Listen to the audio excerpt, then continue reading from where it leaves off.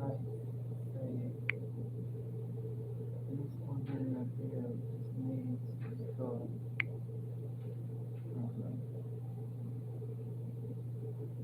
I don't know, y'all, how this is going. Y'all can see me or not. I'd already started this book. I've been going to the library. I don't know if rotate device back, rotation is locked. I don't know how to unlock this. Um, trying to. It says it's moving, so I don't know what it's doing. Anybody come in, let me know. Can y'all see me? Anyway, uh, beyond the black door. Okay. Um, so I've already started reading this. It was pretty good. It says it's kind of strange, really. Ah, hold on, y'all. My daughter talking.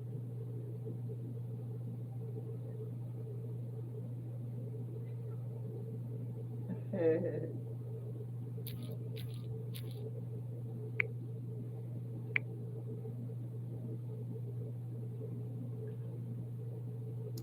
know what I need to see if she can see me. No. Let me know, y'all. It's going on 2 minutes. Anyway, let's read the little introduction thing. Orientation is locked. Rotate device back. I don't know. Let's see. So I don't want to mess up. See, you hear it. You don't have to mess up this. Let's see if I can get it sideways. Highlight saved to your channel is unlisted.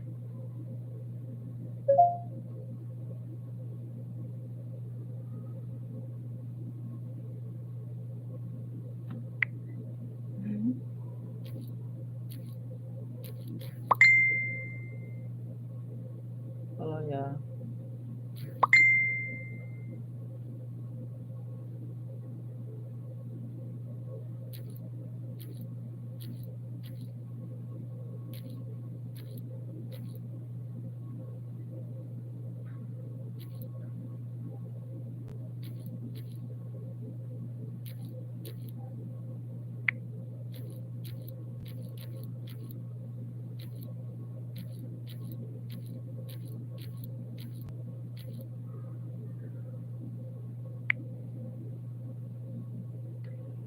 Okay, yeah, I'm gonna get it sooner or later. Founder at CIN Cam Network.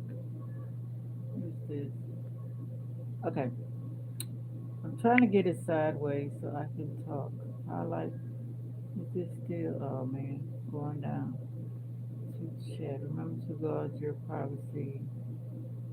Okay, is it letting me go sideways? No, it's not. Why is it not letting me go sideways? At least 1 minute of video is needed to start a highlight. Okay, what is this? Filter, beam, pop, crash, glow. I want uh,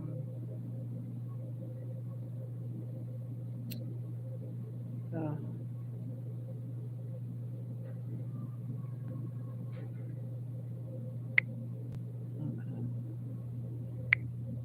no filter. Okay, can I get y'all off of here?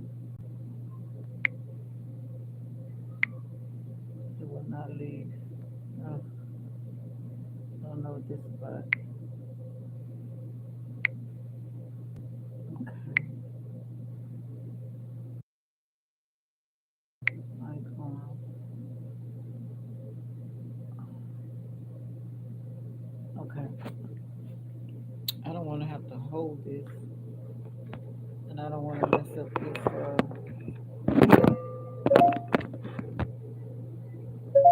charger either. Okay,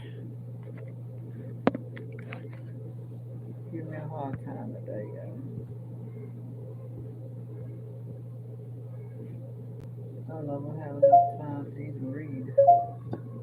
Trying to prop it up with everything. Anyway, why am I so big? Wow, that's what I'm saying. Okay, there you go. Yeah, so I've been going to the library for these last months or so, and like I said, I got this Beyond the Black Door book. So, um, okay, it says Kamala, Kamai, was warned to never open the black door, but she didn't listen. The key right there, okay.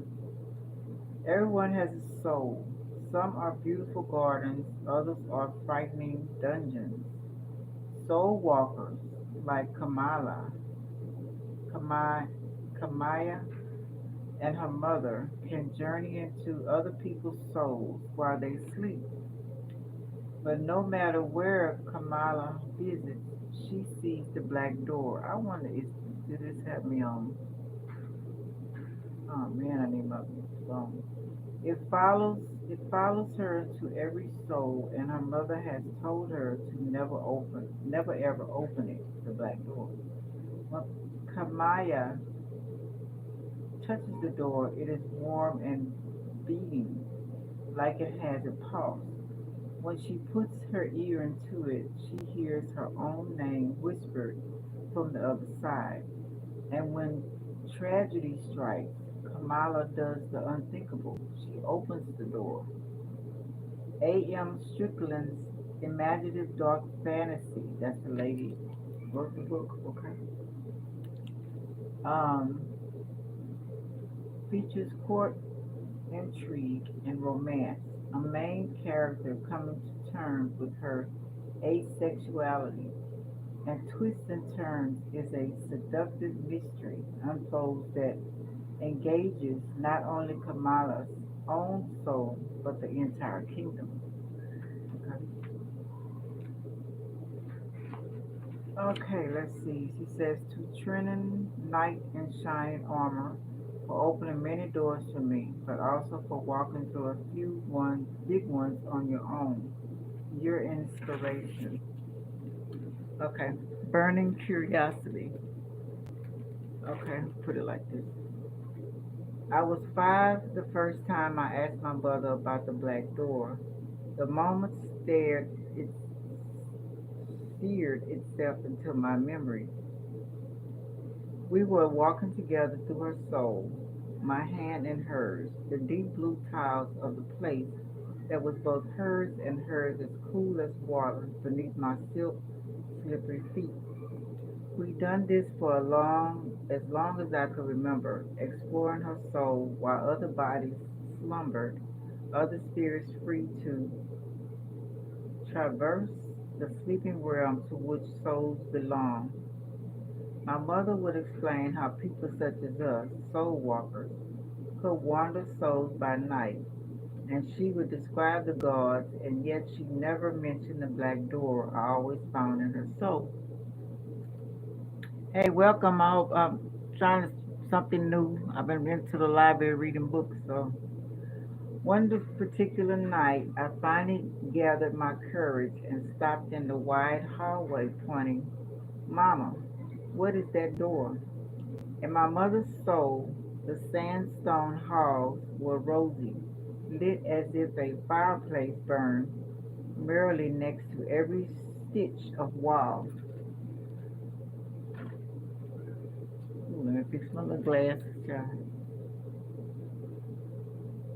There was no fire. Okay, okay, that's stupid. It was my mother's warmth, her light.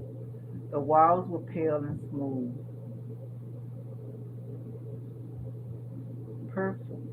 perforated with air literacy work that revealed the glow of rooms beyond, as if there was nothing to hide here, while the long hallways with deep azure ties beckoned like fingers. hitting at wonders, just out of sight. But the black door was closed tight. Its sleek black surface parted the creamy sandstone of the wall like a silk dark stone in bright water. The sinuous lines of its frame meeting the point at the apex, it gleamed like midnight fire, despite seeming to draw in the light around it. It lured me like a candle's flame. By then I learned that fire would burn me, but only through touching it several times already. I never touched the black door, and I wanted to. This dark, tantalizing danger didn't seem to belong in my mother's bright, inviting soul. My mother, her eyes narrowing, stared at the door for a moment, her jaw clenched, a look on her beautiful face like I'd never seen. There was resolve, anger, and yes, fear. I never before seen my mother afraid. Turning away, she kneeled before me, took both my hands, and said very sincerely, Kamaya, Kamaya, Kamaya, okay. You never, you can never open that door. It's best if you just forget about it. But Mama, you said I could go anywhere in your sleep house. A smile tugged at her mouth. My soul house, not my sleep house. It's about time you started using a proper name. See, in Nephim, Nehym, the word actually meant soul house in the old tongue. But that door isn't a part of my Nephim. It belongs to somewhere else. You must understand how these things work, Kamaya, because someday you'll be able to walk anyone's soul at your whim and find what you will inside, but you was never. She leaned closer, holding my face, my eyes with the liquid brown of her gaze. Oh, I messed that up. Holding my eyes with the liquid brown of her gaze, opened that door. Trepidation overrode my curiosity. Okay, it is hiding something bad. She leaned forward to brush her lips over my forehead lips. I know one day, I would one day learn that where the envy of both men and women. She named somebody named Marin, Muala's lips. I've later heard someone say could unlock anyone's, something very bad, something evil. You won't be safe from what's behind it. It wants the door to open. I was both intrigued and disturbed that the evil thing behind the black door could want, that it had desires, and that it was lurking in my mother's nephron, her soul house. What is it? She stares at me for a long moment. I pray you'll never know. She stood and strolled the hall away from the black door. Even here, where only I could see her, she dressed like a queen, her pale skin accented by a silk blue gown that swirled about her hips as she walked, her belt of fine gold links glimmering in the warm light. Now come, let me tell me what else I have taught you this evening. If you repeat it true, I'll give you a surprise. I couldn't keep the excitement from my voice. Will it be my own sleep, Nephrim? I could learn quickly when I heard an incentive. My mother glanced down, rare sadness in her gaze. You don't have one, my dearest. I wonder why she said that. My feet ground to a halt. Everyone's soul was a house. It could be as dark, primitive, and dank as a cave, or as vast, ornated, and maze-like as a palace. My mother's Nephilim was a warm and welcoming as a sprawling country villa, but with so many hills and wings and doors, no walls in the waking world could have contained it. To not have my own made me want to cry until I get one. Do I not have a soul? I asked. Of course you do, sweetness, she said, sweeping away my brimming tears with her thumb. It's only that sometimes these things are hidden from us, kept secret even from within. She placed two warm fingertips over my heart. You don't have a Nephilim because your soul is so deeply asleep that no one can find it. Wow. No one can walk your halls and discover your secrets that way. Okay. Something flickered across her face like a shadow, and I knew she wasn't telling me the entire truth. Even then, I had a decent sense of such things. It is good that it stays hidden, she added, smoothing down my hair, a torso mirror of her own cascade of dark curls, for it stays safe, like from the evil creature behind the black door. She drew in the breath. You're, you're safe from it, but I don't want you to speak of the door or what's behind it anymore. Did you open the door? I asked, glancing over my shoulder. Is that why it's here? She shook her head. No, my darling. It's here because you are. Wow. It follows you because it knows that only you can open the door. But that's why I am safe too, because I know you won't. Now, tell me what else you learned this evening. No more talk of the other thing. Who can walk the halls of souls and discover the sleeper's deepest secrets? People like you and me, I added with some satisfaction, and priestesses, but we're different from them because they're soul walkers. That was what my mother called us. At 5 years old, I didn't understand everything by far, but I at least knew for sure we weren't priestesses.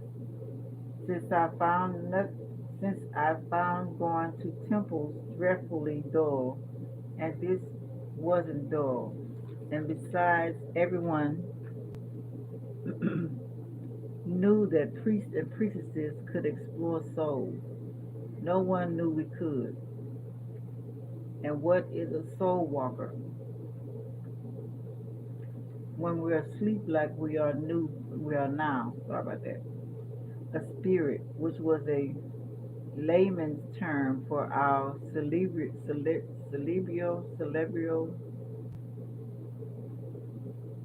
conscious aspects, just like the soul was our subconscious. But I didn't yet know any of these words. And who can know what we do? No one, I said quickly. Not even Helen and Rasmus. I remember. I nodded with proper solemnity. Solemnity. Holland and Raymond were the closest thing I had to family after my mother, close to a stepfather and stepbrother, though not quite. It had been difficult not to brag about my secret soul walking ability to Ramsam, older than me by a couple of years, but I'd managed. And now it seemed like there was a new rule that was just as serious, if not more so, than never betraying the secret of our soul walking. Never open a black door. I didn't press her about it because I wanted to believe it was as simple as that. I wouldn't open the door and my mother and I would be safe. And maybe if I learned enough about soul walkers, practice hard enough, not only would I make my mother proud, but someday I would find my own soul. Now tell me the God story, my mother said. I drew myself up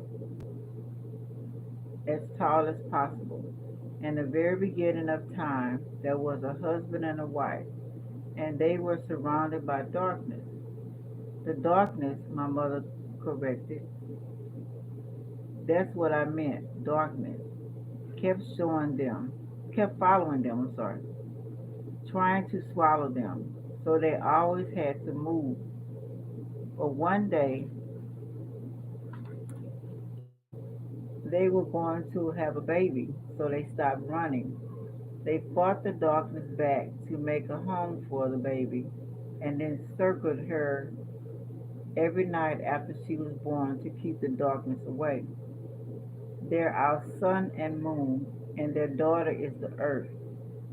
It was a highly distilled version of the God's history, but it was easy enough to remember. Simple stories for a simple age, and yet it was a story we all on some level believed. It comforted me to think of bright parents hovering over a sleeping girl's bed, keeping her safe from danger. Despite that, I was already drawn to dark mysteries, and my question about the door had only left me with the burning of unassuaged curiosity. Later, I couldn't even recall what my mother promised surprise had been, but I could remember the way my eyes drifted back, seeking one last glimpse of the black door. I was 9 when I first touched the door. Ramsden drove me to do it. A guest was staying at our villa, well, my stepfather's villa, where my mother and I lived with him and Ramsden. My mother and Helen weren't actually married, though they pretended they were, presiding together over Hannah's home of pale teal floors, arching doorways, mosaic-patterned ceilings, and fountain courtyards burned in the coastal forest near the capital. It was a musk, my mother said, for who they really were. A mask, I'm sorry, it was a mask, oh my goodness. It was a mask, my mother said, for who they really were, what they really did. But what it masked, I didn't yet know. Early that evening, after our parents had gone upstairs with the guests, Ramsden and I stayed downstairs under the watchful eye of our tutor. A nighttime breeze wafted the sheer white curtains in front of the open shutters, letting in coolness and the scent of flowers growing outside the windows. I was practicing my letters, but Ramsden was only pretending to read a book, actually practicing a look, uh, really, of haughty adult boredom. The very picture of a young lordling in his new silk shirt, embroidered in shades of deep red like his father often wore. When our tutor left the study to relieve himself, Ramsden's boredom vanished, revealing a boy of 11. He grinned at me, white teeth and bronze cheeks glowing in the candlelight, and whispered, I know what our parents are doing up there. My mother had told me only that she and Hammond secreted themselves away with their guests for business. I do too, I said, glancing down at my paper and betraying the lie. Ramsey must smirked. What are they doing then? Work, I said. I know exactly how they work, Ramsey said shyly. My father told me. I knew my mother would often walk in the souls of various guests, but I was never to tell Hammond and Ramsey, just as I was never, ever supposed to mention the black door. Not that I had much to tell about the latter. Whatever secrets my mother whispered about soul walking, about the sights and people of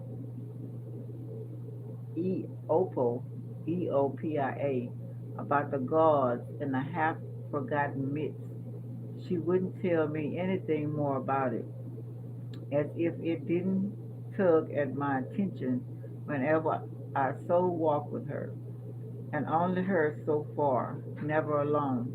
Despite my trying to ignore it, it was like a secret I had to keep even from myself. But now Ramsay knew something else about the nature of their work. How then, I asked.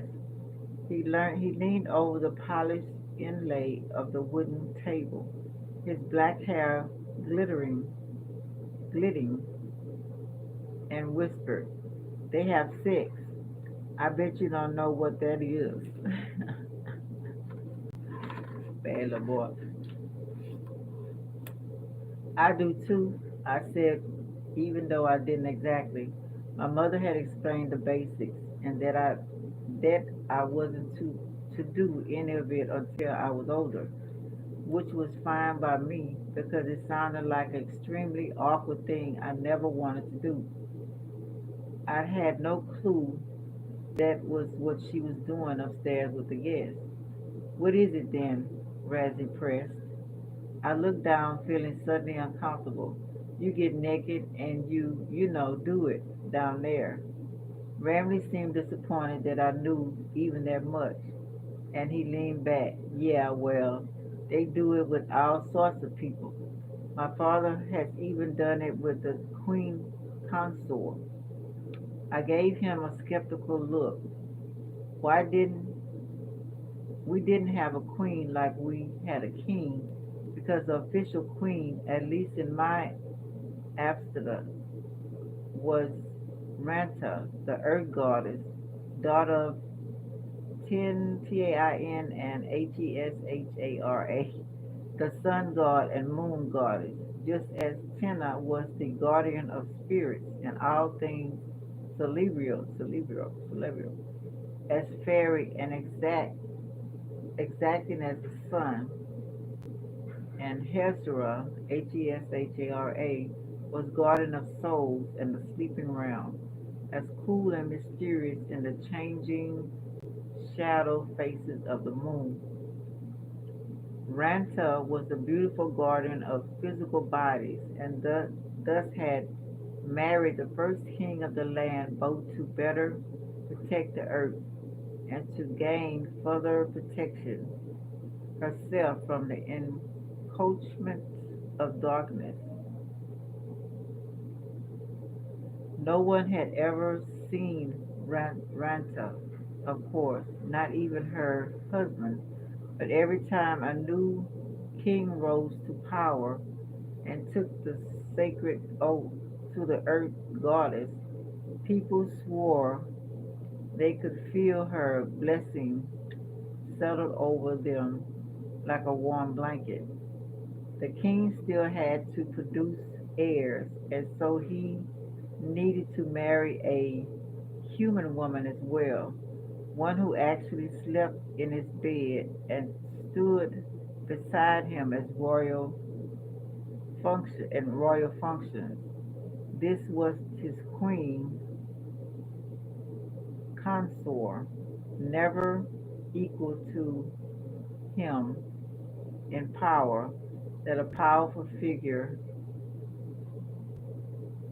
themselves. Well, I can't see. Dang, sun going down.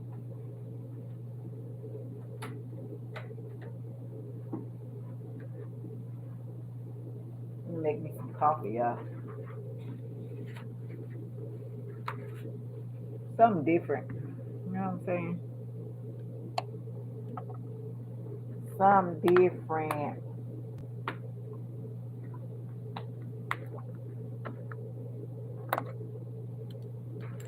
Hold on.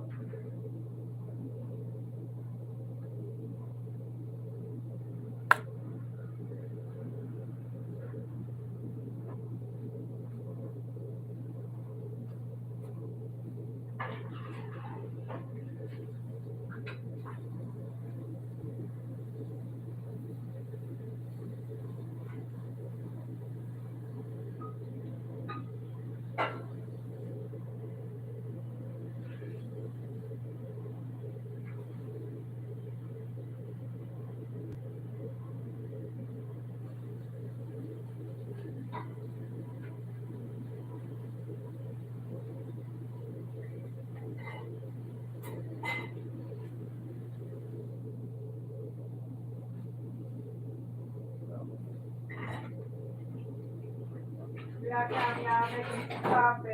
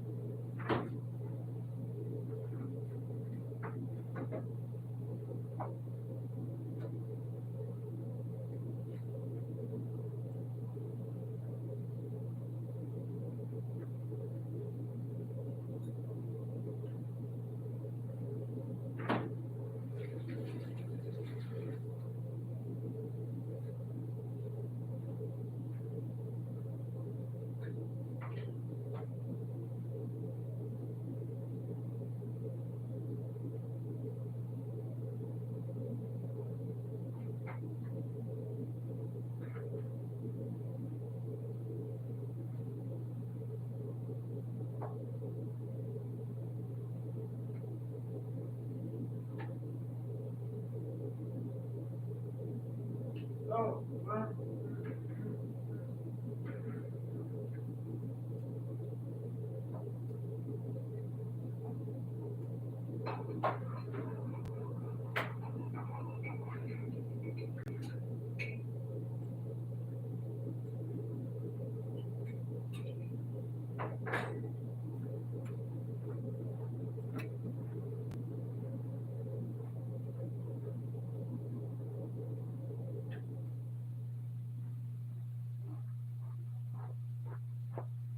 and that air is cold.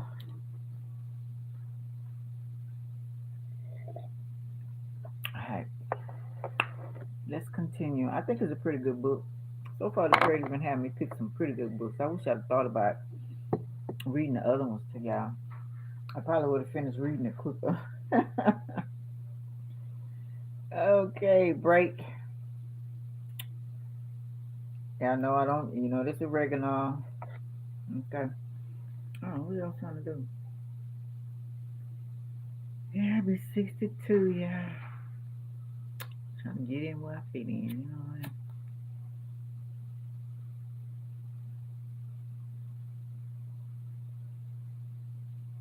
How y'all been doing?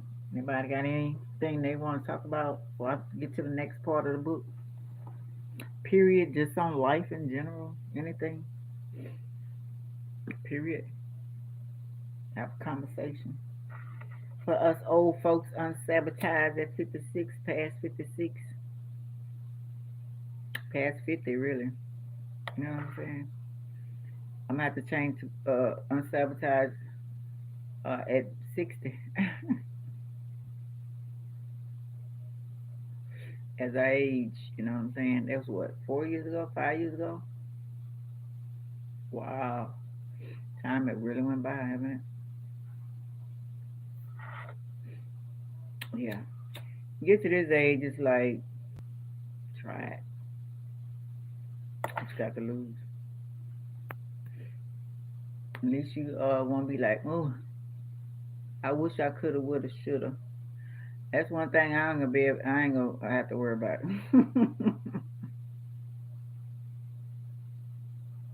Cause I tried it. You know what I'm saying? It's I don't have to worry about. Oh, I should have tried this. Oh, I should have did this. I'm not talking about drugs or anything like this. Y'all know this oregano and cigarettes. But I'm talking about things in like businesses, schools. Different things like that. You know what I'm saying? Projects, writing a book, plays, dancing. You know what I'm saying? Like now I'm reading a book. You know what I'm saying? And things that I'm interested in, and maybe others are interested in as well. Just trying. So I hate to be. I used to watch when I was younger how people say, "Oh, I wish I would have." My mom used to say that a lot. I wish I would have did this. I wish I would have that. I don't want to be that type of person. You know what I'm saying? I want to go ahead and do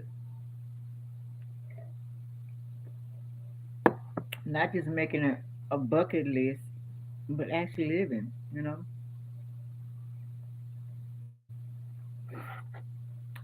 hey, the thrill of it, you know.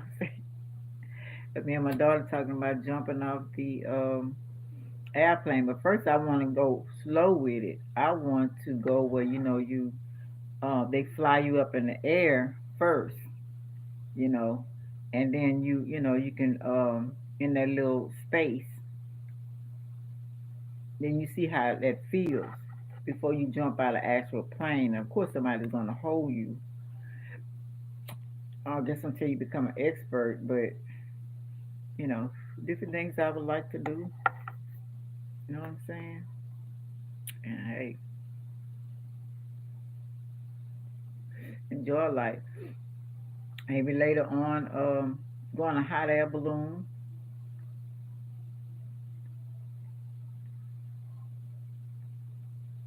and see how that feels. hmm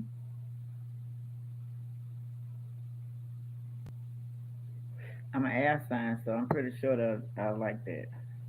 And if I notice that most of the time, with your sign being, it make you afraid of what your sign is, like air. First I was afraid of heights. I'm getting over that.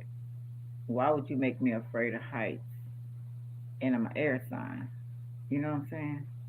So I don't know. Crazy universe, not universe, crazy system.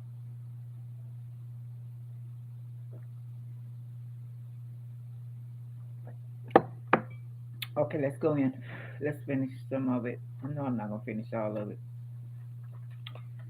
Alrighty. Do I need to change glasses? Cause this was acting a fool. Okay, I'm gonna have to get some light. Okay, the king still had to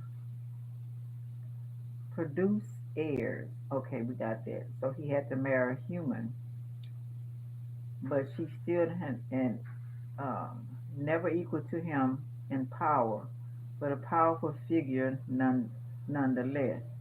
And so I found Ramses claimed that his father had some relationship with the queen consort, a little dubulous. Okay, important looking people often came to the villa to visit, but never anyone that important. As far as I could tell, I told him as much. That's because it's a secret. Rosin hissed. She wouldn't come when someone like you could see her. Then someone like you wouldn't know for sure either. I don't believe you. I didn't want to really. I love Helen, and we were all supposed to reference the king nearly as much as the gods. The king protected the Lord and Ranta just as she protected us, even if the queen consort wasn't his official queen. It seemed a poor way for Helen to pay the king respect. Ramsesium surged and made a show of going back to reading fine. You'll see. Oh Lord, I cannot see. What's wrong with my glasses? My eyes are something going on. Let me try to change. Oh, well, I can't see good out of them anymore. Okay, this is not no better. What's going on tonight? Trying to reduce the chapter for my phone, boy. Okay. Uh, Maybe your mother will tell you the truth, and maybe she'll even let you in on a bigger secret. Why they're doing it with people. My curiosity always got the better of me. Why? Ramsden shot me one last grin before the study door opened and out our tutor returned. I couldn't tell. I scolded at him and got scolded for failing to finish my letter, but it was too much for me. Everyone had their secrets. Helen Ramsey, my mother, and the black door hid the biggest one of them all, except I could hardly even glance at it, let alone ask about it, with my mother always by my side to the sleeping realm. But perhaps if she wasn't near. Later that night, I sneaked down the stairs and out the servant's door to trek to the neighborhood neighbors wasn't different. To track to the neighbors wasn't difficult. I'd already learned that while my mother was occupied late into the evening, it was easy to slip away, as long as it didn't rain, which it rarely did outside the wet season, or I didn't saw saw my dress too badly. No one ever noticed. Usually I would just wander nearby listening to the songs of insects and the soft snorts of what's the next chapter? Drink a little coffee, hold on.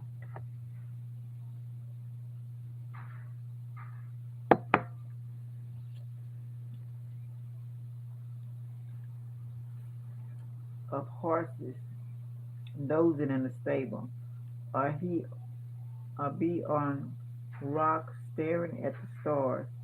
But this night I walked the surrounding countryside while blanketed in a shrub palm-filled forest canopy was thread with sturdy roads and further interwoven with sandy paths. We were close to the king's court, just a couple of hours by carriage outside of the royal capital, Shalain, Shalin. Our king had shepherded in a new age of trade with other lands, and thus prosperity for our island kingdom, and the order lines of the countryside reflected that. I certainly appreciated the quick ease with which I find my way for what I sought. Oh my goodness. Okay, I'm gonna have to go like this. Okay. Soon I stood by myself in a neighbor's soul that was as I'm doing it to my eyes. Who came on here? Rebuke you in the name of creative. I'll get on. A rustic as a farmhouse. The rough hew stone walls and splendory wooden ceiling enclosing a space not much bigger than our entryway. My body lay in the sand under a bedroom window of their villa, napping behind a screen of palm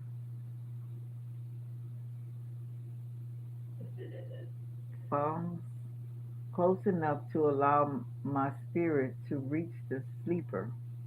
The body was the outer walls of the soul, inside of which the soul unfolded like a maze, unguarded while the spirit slumbered.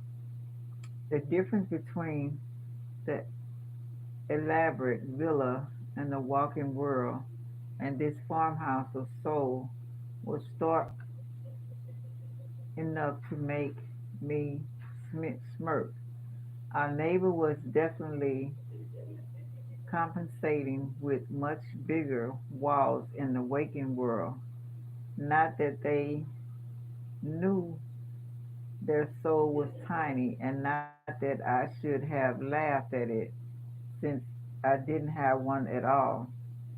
Solar, lunar, earthen, cerebral, subconscious, physical spirit, soul body. Those were the three aspects of the gods that made up a person. I was missing one of them, or at least a nephron, but I could walk other people's souls. And with access to everyone else's, I tried to tell myself I didn't need my own. I also told myself I didn't need Ramsden's stupid secrets. Whatever Ramses was hiding felt like nothing next to the black door. Although I usually prefer darker, more mysterious souls, I wasn't disappointed by the simplicity of my surroundings. I wasn't even sure which of the neighbors this soul belonged to, since they weren't soul walkers, as most people were not. Their spirits weren't allowed to have, have shared sleeping realms while their bodies rested.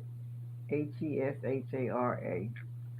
And I didn't care to figure out whose it was. I was only there for the door. I seen it at least once in every soul I had ever walked in. It was always in a different place, even within the same soul. I poked about on the lower level, but there wasn't much to see. No room for anything to hide, and so I started up the racket stairway. Nothing but even my mother's dare warning could smother the curiosity that burned within me. Only a, only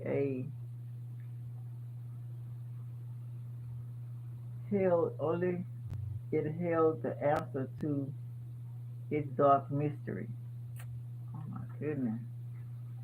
Nevertheless, I was careful as I searched the souls, following my mother's rules. I didn't shout or run so as not to disturb the sleeper's peace. I didn't touch or move anything. I was never to do that if I could help it. Small adjustments would soon return to the way they had been. But if you move too much, a soul could be irritably changed, and thus so could the person. Meddling like that, my mother said, was what had gotten soul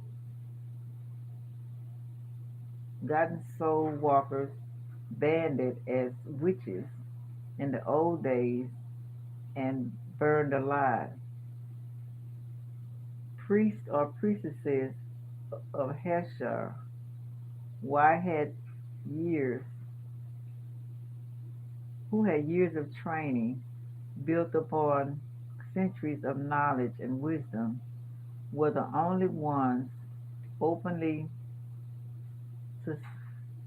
sanctioned by the king to afflict another soul or affect another soul or even to walk in one. And of course, I still plan on following the most important rule of all, to never open the door. But that didn't mean I couldn't touch it. Curiosity killed the cat. Last of chapter one. I don't know what's going on with my eyes tonight.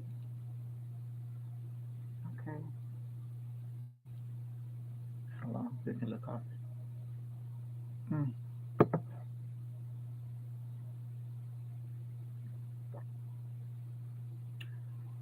I found I found it upstairs. I froze it first and then stood, arms folded, frowning in as it in challenge across the rough floorboards of a hallway. It was like a massive fine Algin nestled in the crude stone. Did I leave that oven on?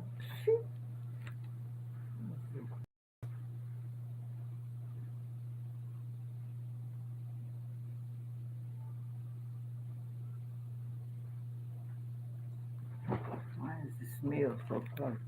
Okay, I'm gonna do this way. Okay. Alright.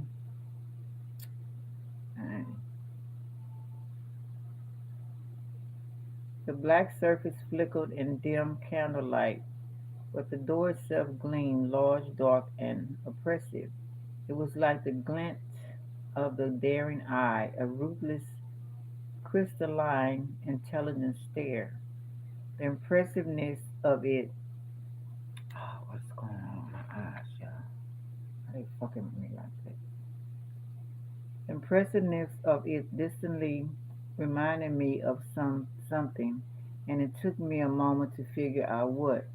In human form, the god Tin was depicted as a towering, impetuous man with dark skin and hair of bright orange flame, or simply portrayed as a giant eye of fire glaring out of the center of the burning sun. The goddess Heshara, Heshara, when she wasn't the white pale woman with her face half shadowed, her midnight hair sparkled with stars, and her smile, an untold secret, appeared as one of the phases of the moon, usually the quarter moon, equal parts dark and light. Less often she was the full moon, and even less the new moon, completely dark. But the darkness that stood before me was different, even from Tanner's opposite, as if an unseen eye were peering from the deepest part of the night sky. I should have been afraid, but I wasn't. I rubbed my fingers together, took a breath, and dared across the hallway. The merest brush of my fingertips was all I allowed. I expected the door to be hot or even cold, anything but what it was. It was warm as flesh and felt alive, even though it was the texture of glass. It trembled like blood under skin. Clutching my hand to my chest as if I burned, I flexed back to my body where I woke with the grass. Okay, I flew back to my body where I woke with a gasp. Okay, so scared shit of her. All right, y'all. This is chapter 1. I'll be back with chapter 2. Okay. All right. Love y'all. Thanks for listening. Bye.